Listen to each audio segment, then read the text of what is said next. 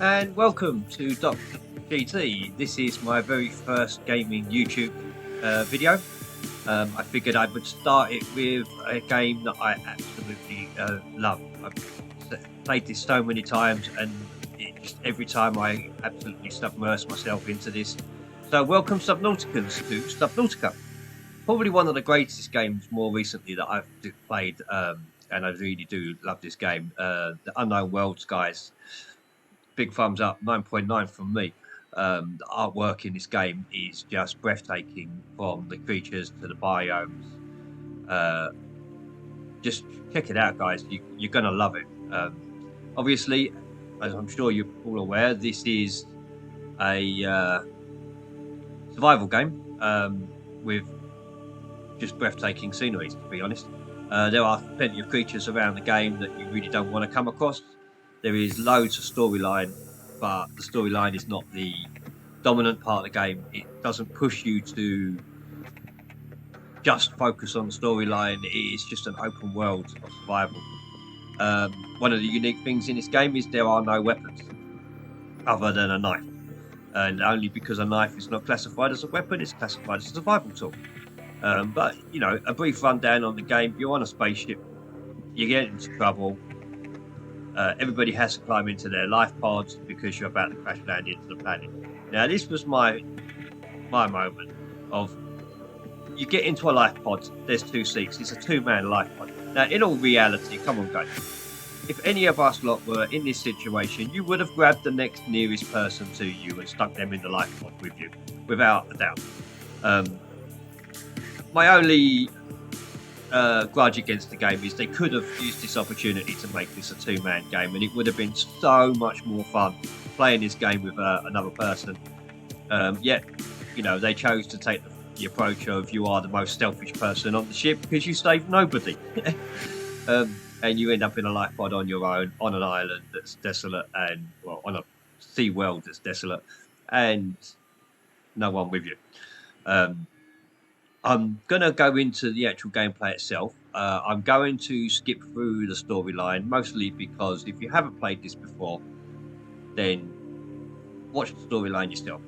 I don't want to destroy that for you. And if you have played this game before, well, you really don't need me to tell you about the storyline because you've already seen it. But this point is just a brief explanation into the game itself. As you can see, as the starting of the game goes, you click into the play button, you get to start the new game. You get 4 main starting options. Survival mode, which is my favourite. I always play this in survival mode. This gives you the opportunity to die from not having air, die from not eating, die from not drinking. And, you know, all the creatures that want to eat you and kill you and whatever. It is, my opinion, the best setting to start the play on. Underneath that, you have freedom mode, which is pretty much like survival, but you don't get hunger and thirst, which you can still die of running out of oxygen. Still gives you the full effect of the game. It just means you don't have to get food. Personally, I like the idea of having to get food or water in the game. It just adds that survival fear into the game as so on. I'll skip hardcore to the last. Got creative mode, which, to be perfectly simple with you, creative mode is literally what it says on the can. You don't die. You have no oxygen problems. You have no food problems. You have no pressure problems. No story or anything. It's all disabled. It is just literally build a base, build as many bases, build the most awesome bases. I have seen some fantastic YouTube videos where people have used creative mode to go off into areas of the game that haven't been quite drawn yet. There's a ledge that just goes off into nothingness. From what I can tell, when you go down that far, all you come across is ghost and fireplace. I will cover them later in the game. Just remember this: you don't want to be anywhere near them. And I've seen videos where people have tried to get on top of the Aurora, and well, to be honest with you, like you would probably expect, they're not going to draw in things that are required, and I suppose getting on top of the Aurora or finding another entrance into the Aurora that doesn't actually exist wouldn't be drawn because there's no need for it. It's just creating unnecessary memory loss. But yet, nonetheless, there are some really funny, fantastic videos out there as well. My youngest son also has played this game, and he was just amazed by it as well. I played this both on my laptop and on my PlayStation, and I've loved it in both modes. Then we have hardcore mode. Now, I have done hardcore mode twice so far, and this is probably one of my grudges towards the game. Now, hardcore mode is basically survival mode with one life. You Once you die, that's it, game over. You have to start from scratch again. The last time I played this in hardcore mode took me about a day going back and forth to the game to have breaks in between and dying more times than I wish to admit. It's hard. It's incredibly hard. Um, which I'm sure you will discover if you try it out in hardcore mode. Now, this is my biggest issue with Unknown Worlds. Now, come on, guys, seriously. You know, there is no reward at the end of hardcore mode. There is not even an achievement to completing hardcore mode. Now, come on, even the single most lamest games on the planet activate something at the end of hardcore mode, whether it's you keep your weaponry, or keep your infantry, or you have unlimited ammo, or something, whatever. But you get something in most games for completing hardcore mode. And this game, you don't even get an achievement for it, which, to be fair, it's like, come on, guys, seriously, really? Come on, give us something at the end of hardcore mode. At least something to say that we've actually completed it in hardcore mode. But, well, I'm sure they decided what they wanted to do out of this rather than anything else. But hardcore mode is a good game to play if you've got the time on your hands and you really just want to make your life difficult. But generally, as a rule, I always play this on survival mode. It's the most enjoyable. You get the best out of the storyline and the best out of everything else to do in the game. And you get the freedom of it being, of everything against you. Like I say, this is a survival game after all. The idea is you land on a water dominated planet and you have nothing other than life. I'm going to skip from this point onwards and we'll jump straight into the game, but I'm going to pause it so that I can get through the beginning intro and storyline stuff, just so that we don't destroy it for anybody that hasn't yet played the game. And obviously we don't want to destroy the storyline for them. As I said, the storyline is not a main dominant part of the game, and you can get through. You can play the game for hours and hours on end without actually activating too much of the storyline and focus on building your base and stuff like that. But the game will eventually influence you to try and follow the storyline. And at the end of the day, the whole point of this game is, you got to get from A to B to C, so you get to the point where you can go home again, which is, what you want. You don't want to be stuck for the rest of your life on a planet that's water well. So, basically, so you will, if you want to complete the game and actually get to the ending, then obviously you've got to follow the storyline. And the storyline is a great storyline, and they've done really well with it. But, like I say, big thumbs up to Unknown Worlds for this game. It is awesome, and I am going to pause it here, and we will catch up in a few moments once I've got into the game. Peace out, everybody. Enjoy.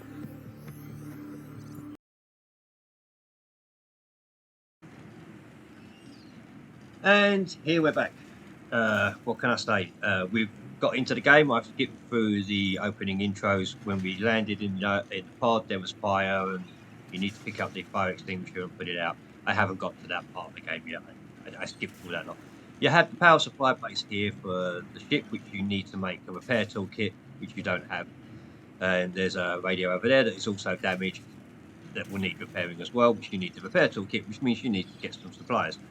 You have your fabricator here, which covers everything that you can make, and food and everything like that, which you're going to be using a lot of. Now, like I was saying at the beginning, 2 seats. This is a 2-man life pod. It could have been a far more enjoyable game with the 2 of us. But, there you go. Right, anyway, nonetheless, this is the life pod. This is where you start. There isn't a great deal about at this point in the game. There's still quite a lot to do. Got the first aid kit. We'll jump out. Now, there's the Aurora. This is the ship that you were about to crash land on and jumped into your life pods, and it crash landed there, and we landed here. Now, the life pods, when they land, are random spawns. I mean, you can spawn there,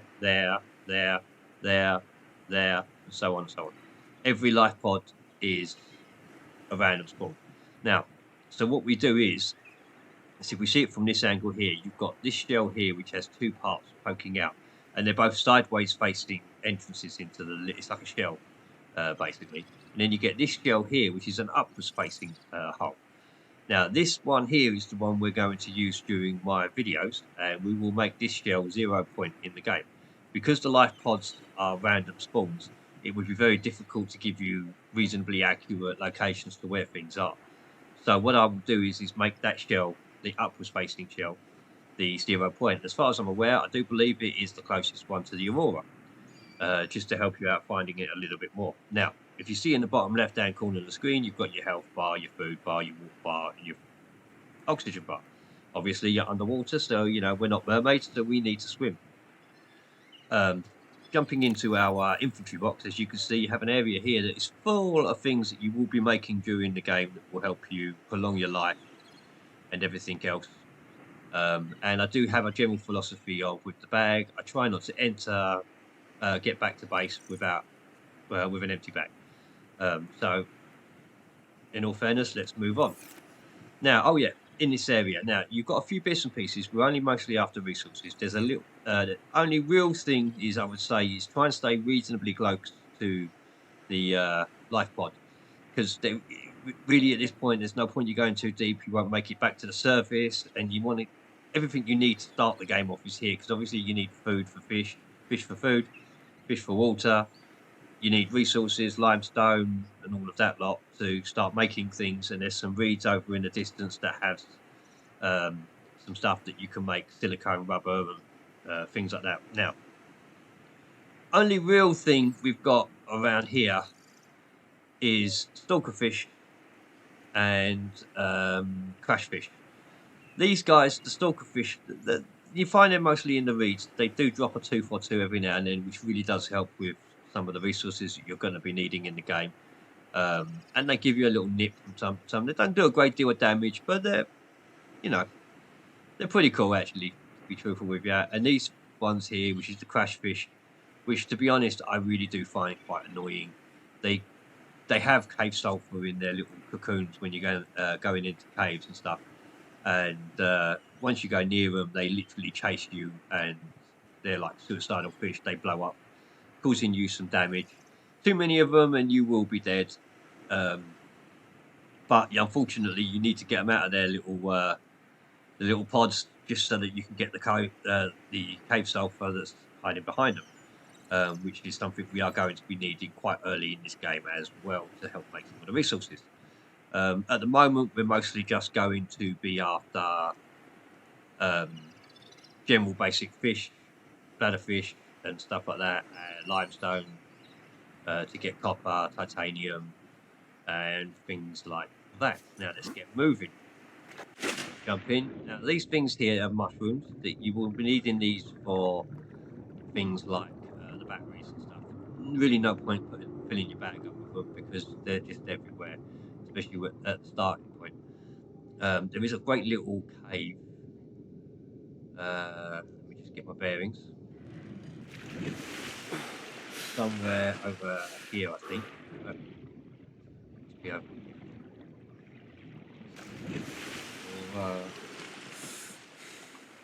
over here, must be. Keep going over there. Why don't I keep going over there?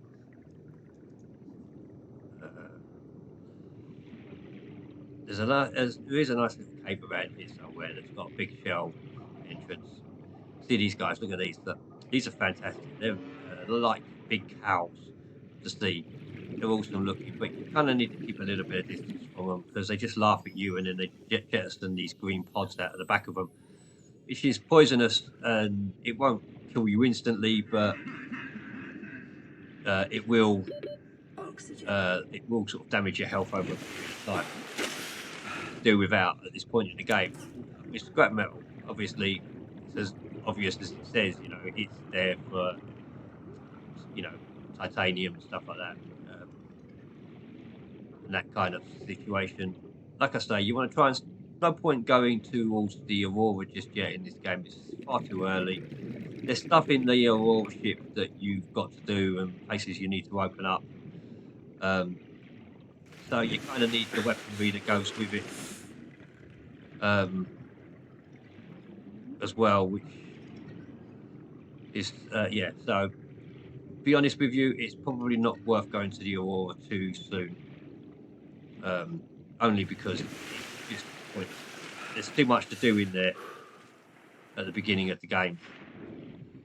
Oh look, we've got some more scrap metal, which is good for titanium, but we haven't got any copper yet, or fish. So let's try and see if we can resolve that issue. We do need fish. We do need general resources. Here we go. Big eye fish, good for food, but they're quite fast. And everybody loves the big eye fish. In fact, you can go to their website and buy plushies. New creature discovered. These things here are the bladder fish. These will make water, so I would stock up as many of them as you can. Especially at this point in the game, you are going to need as much water as you can possibly get your hands on, because basically we run out of water quickly. Not as quick as the air at this moment, but nonetheless, still quite quick. But there's quite a lot of bladder fish around, especially around where your base is. So there's not really too many issues with it. They're a little bit fast and they do shift around a little bit. But I would strongly say try and get as much as you can. Don't be shy with it. More scrap metal. What can I say? Oxygen. We need more oxygen. There we go.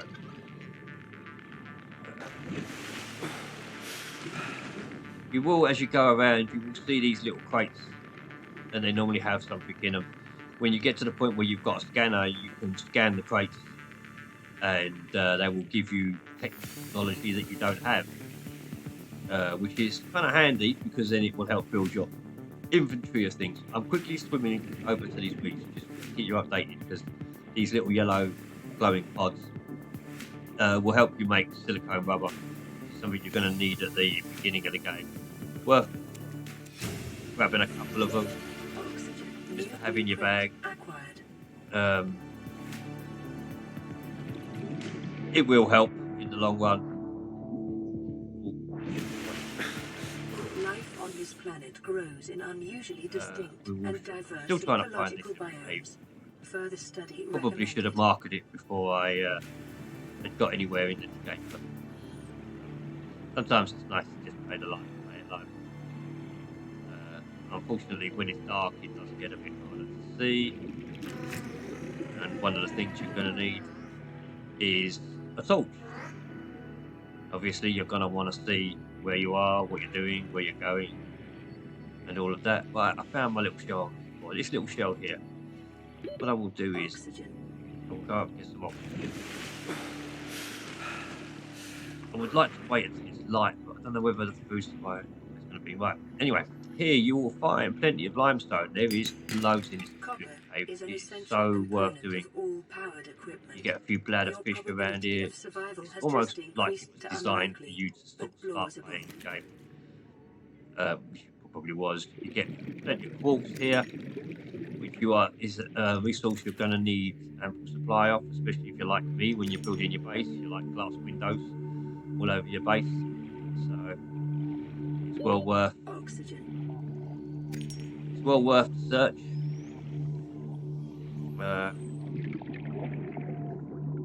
Get to the surface before I die. Go. But like I say, it's a great little cave to start off with. Just literally grab everything out of here that you can. The good thing with this cave also is there's a couple of little caves just off the edges as well, which gives you loads of resources in there. And normally there's a lot more lime blocks and stuff like that. It may well be just because it's dark at the moment and I can't see.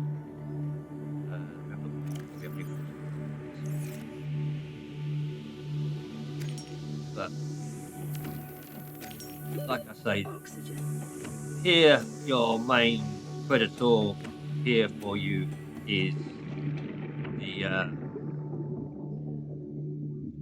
the exploding fish.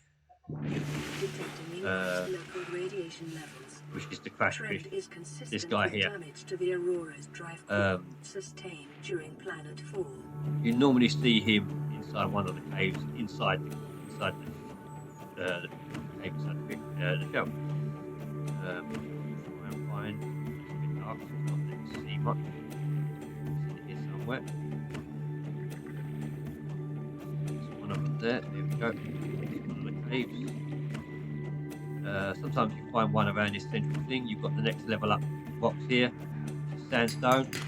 That will give you gold, sulfur deposits in the local cave silver, and lead.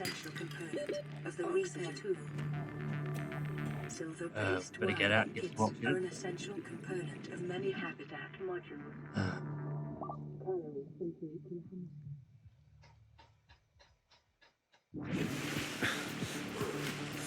I'm gonna do a quick skip back to the beginning. So what I will do at this point in time is I will pause this for now, and I will head back to base, get some research, some food, and then we'll do some creations. Thanks for watching.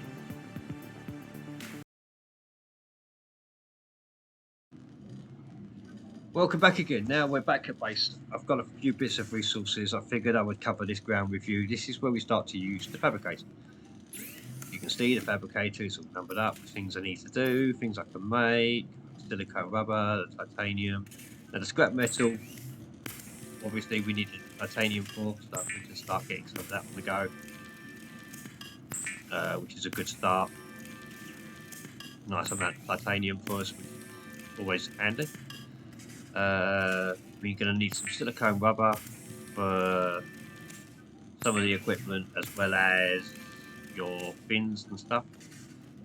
And we'll get some glass made, and as well. Now, as you can see, we come down here, we've got the food section. Now, the bladderfish, the purple ones, they make the great water stuff. To be honest, I always get the water first, just that I don't accidentally cook one and eat it. But like I say, you're going to need water, so you can't make enough of it. The more water you have, the easier life will be in the long run. There are other things later in the game which we will cover at a later time, probably in the next video, of some handy things that I do. I like to have set up around me just to make my life a little bit less hassle. Now you've got cooked food and you've got cured food. Obviously this is stuff that you need to mix salt with it. It just means that the fish gets to survive longer in your bag. I don't really use it myself. I just grab what I need as I need it. You can see I've got some fish in my bag, just some basic fish. The fabricator cooks small organisms while disposing of the skeletal structure. I was meant to get more than that, but I didn't. Thus rendering them safe for human back up. consumption. We can come back into here. We've got basic equipment. As you can see, obviously we're going to need a knife. We've got oxygen tank, something very handy that we're going to be needing. We've got silicone rubber, so we can make the fins. We can get the fins a little bit more. It just means that we get to swim just a little bit faster. Draws from available data to provide environment-appropriate equipment using locally available materials. Now the good side of this is, as you can see, it will automatically put the gear into place for you. So you haven't really got to worry too much about what's going on. We'll come out of here because we do need to get the repair tool on the go, which is in this section here, which is this, which we didn't get in cave salt. So we're going to have to pop out and go get some cave salt. But we might as well make a knife while we're here. That was just handy to have. Weapons were removed from standard survival blueprints following the massacre on there we go. We can make an extended food tank. Now you'll notice it says here that it's, even though you've made the standard O2 tank, it's not activating it. Now the reason for that is mostly because it's still on your back, so you just need to drag it off, come back out, back into the fabricator, go to the gear, and you will see the high capacity O2 tank is now available. To be honest, that confused me for a little bit when I first played this. Couldn't understand why that was going on. But now you can see we've got a bit more oxygen. We've got 90 seconds now, which is great news. We'll stick a few bits and pieces in the bag. just so that we've got some bag space. And we will quickly pop out. And we will get moving again. Hopefully we can find some quick fish. Nice bit of we've got some fish here. We just need a little bit more fish really to kind of get rid of the hungerness. Creature discovered. It's quite a nice little drop zone actually, to be honest. Got a few bits and pieces below us. Grab one of them. More food. Quickly stock up on some food. Discovered. Oh, get it up. Where's me what? Get the food out of the way.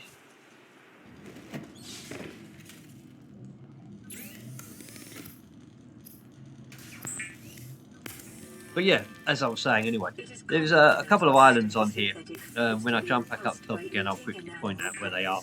They're for much later in the game. You can go there early, it doesn't make too much of a difference.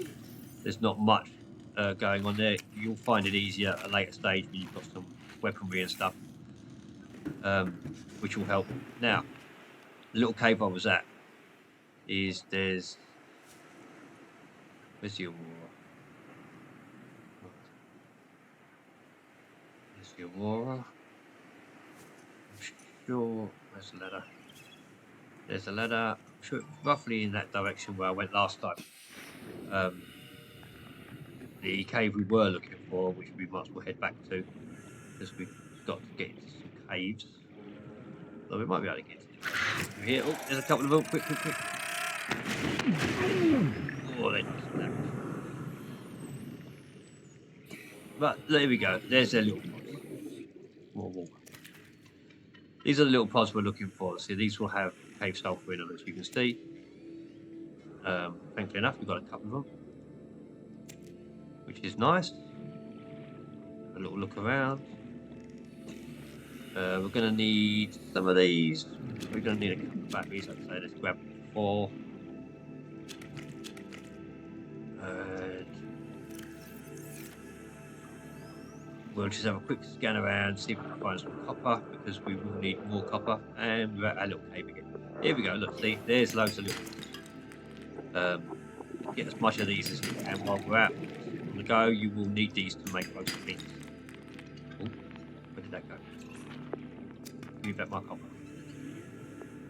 And but yeah, try and get as much of this as you can.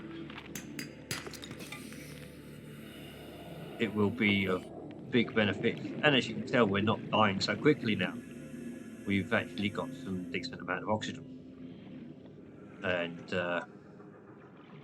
which is helpful. We see more sandstone, more. Let's go and get some oxygen, stock up a little bit before we head into the cave. Again, there's a cave on the other side that has a few more of the creatures that we need to kind of avoid. They don't do a massive amount of damage, but they're more of a pain than anything else. But yeah, so got some more stone, and we'll head back over here, which is where the cave is. And we'll go in this side.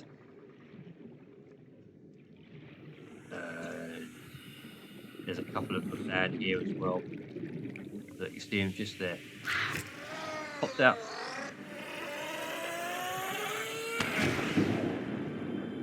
Hey, I got away from that one.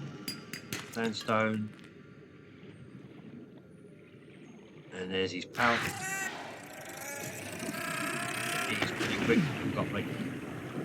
But yeah, like I said, it gives you some sulfur. Worth having a couple of bits of dust sitting around in your bag. Not too much stress.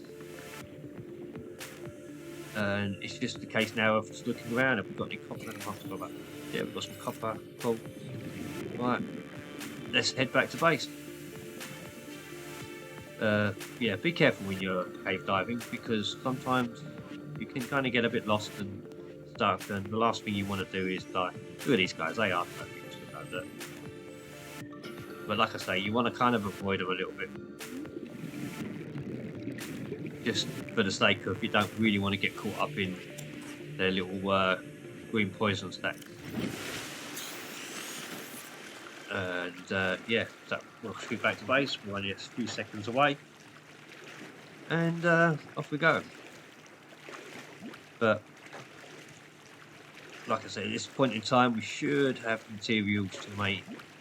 We've got the last couple of bits that we need. We need a scanning tool. We need the repair tool, and we could do with a torch when it gets dark. It kind of helps. Now, bear in mind, you will be making a lot of batteries.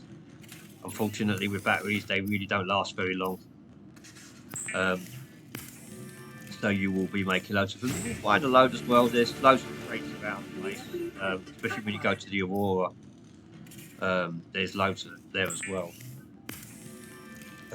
You will get bigger oxygen tanks as you go through the game, but unfortunately, the more stuff you get, the more bigger the creatures are that you've got to defeat. Now, if you do decide to go visit the Aurora for the sake of visiting the Aurora, I would. Got the rebreather. I would be a little bit cautious because there is a junior Leviathan there. And yeah, he's only a junior one, so he won't cause you instant death, but at the same time, he will cause you a lot of damage. And you kind of need to avoid him. And he literally swims around the Aurora.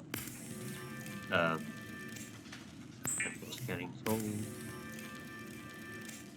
The scanner can be used to synthesize blueprints from salvage technology and to record alien biological data. We've got enough to make some glass. No, we don't. We'll do that in a minute then. We'll catch up. I'll do a quick repair now. We've got the repair tool, which is this one here. We can now repair this, which then puts power back into your life pod and activates the life pod secondary systems online. Systems, and you have a radio, which obviously you're not the only person who jettisoned out. But the radio is now repaired. Now, I'm not going to activate this because anybody that hasn't played this yet, you know, I will leave the storyline for you to do. Checking your first aid kit, and there we go. We'll quickly climb up. We'll have a look around. Now, like I said, there's a cloud there. That will be an island. And there's a cloud there, which will be an island. You will need to go to both of them at some point in the game. But at this point in time, I wouldn't be worried too much. Now, what I'm going to do now is before I get into the next part of the video, I will sort of stop, pause it here, just go and get some quartz and a few little bits and pieces, just so that we can progress on to the next game. It's stuff you've already seen in the game. So I don't really want to waste too much more time of everybody else's time. All I can say is big thumbs up if you've enjoyed my video. Please give me the thumbs up. If you subscribe, I potentially might even get round to making another video, a part 2 to this, where we can go off searching for things to scan to help us out in the beginning part of the game. Other than that, I hope that you enjoy this game half as much as I have, and you get as much of enjoyment as I did. And yeah, peace out.